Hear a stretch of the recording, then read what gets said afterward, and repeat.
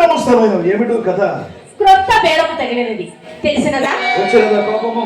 ఇంత ముక్కుమంట నమ్ముతుంది. అవునవును, ఎవరి మాటలు వారికి ఇప్పుగానే ఉండు.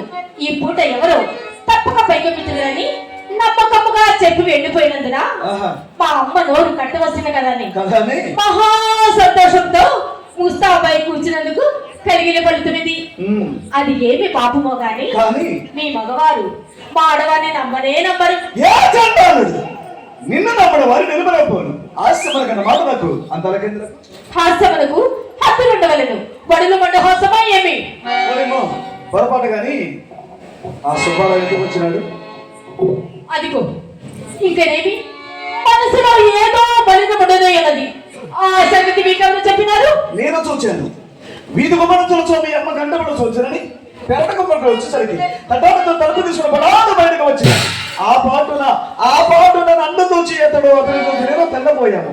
అంతటా మనం కలుపుకుంటున్నట్లు కోడి గుమ్మ నడుచు కొంత దూరము అతనే అంట.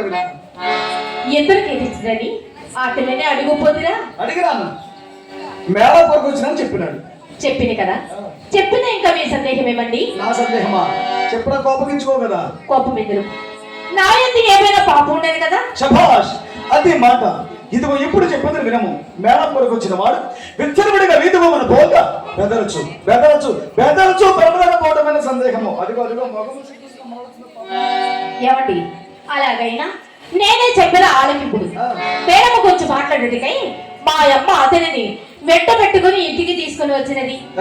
ఇంటికి వచ్చిన వారికి మర్యాద చేయడం ధర్మము కనుక కూర్చుండమని కూర్చివేసి తాంబూలమేగా అతడు వచ్చిన పని విడిచిపెట్టి అదిగో ప్రసంగం మొదలు పెట్టాను. ఎవరో సుబ్బారావు. అవునండి. అంతటి నాకు చిరాకు వచ్చి చెప్పని నేను వాడికి చక్కగా పోయిందండి. ఏమండి, నమ్ముడు నమ్మకపోండు నడిచిన సంగతి మాత్రం ఇది ఏనండి. నీవు నాతో నడుసంతమానమని నా నమ్మకం. మీతోనే కాదు, నేను ఎవరితోనో బతమాడను. చింతామణి ఈ కులంలో పుట్టవలసింది కాదని చిన్నలు పెద్దలు నన్ను శ్లాఘించడానికి ఇది ఏ కారణం? చింతామణి